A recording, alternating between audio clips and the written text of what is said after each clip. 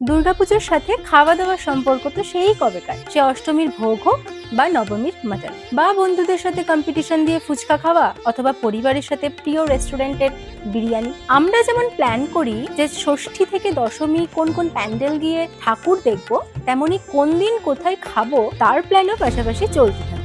এবার এই পুজোর দিনেও যদি আপনাদের বলি হেলদি খাবার খান, তাহলে আমার ওপর খুব রেগে যাবেন আমি জানি, ঠিক সেটা বলছি না। তবে যেহেতু হ্যাপিয়েস্ট হেলথ বাংলার লক্ষ্য হলো আপনাকে এবং আপনার হেলথকে হ্যাপি রাখা, তাই একটু গাইড করে দেব যে সব আনন্দ করার সাথে সাথে নিজেকে ভালো রাখবেন কি করে। পুজোর 5 দিন ধরে দুবেলা যদি শুধু রোল, বিরিয়ানি, ফুচকা পেটে ঢুকতে থাকে, তাহলে একটা সময় পেট কিন্তু বলবে এনাফ।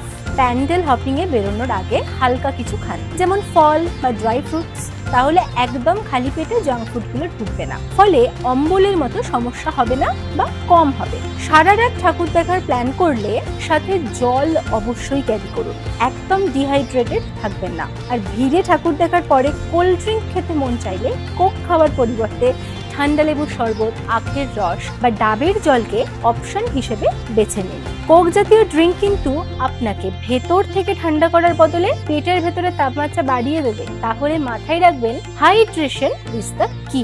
এই 5 দিনের একটা মিল অন্তত হালকা রাখার এবং বাড়িতে খাওয়ার ট্রাই করুন।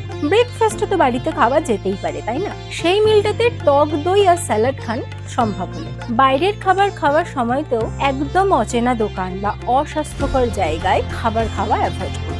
আর ঠাকুর দেখার প্ল্যানিংটা এমন ভাবে করুন যেন অনেকটাই হেঁটে কভার করা যায়, তাহলে ক্যালোরি বার্ন হয়ে যাবে আর হজমের সমস্যা বা পেটের অন্য সমস্যা হবে না। আর ঠাকুর দেখার আনন্দে আপনি বুঝতেও পারবেন না যে কখন 10,000 স্টেপ আপনার হাঁটা হয়ে গেছে। এই 5 দিন খাওয়া দাওয়া, ঠাকুর দেখা, সারা রাত ঘোরা সবকিছুই হোক, কিন্তু আপনার শরীরই যেন আপনার জীবনের অসুর না হয়ে দাঁড়ায়, তার ব্যবস্থাও আপনাকেই নিতে হবে। পুজো ভালো করে কাটান, আর কোনো প্রশ্ন থাকলে আমাদের কমেন্ট বক্সে জানান, আমরা উত্তর দেব।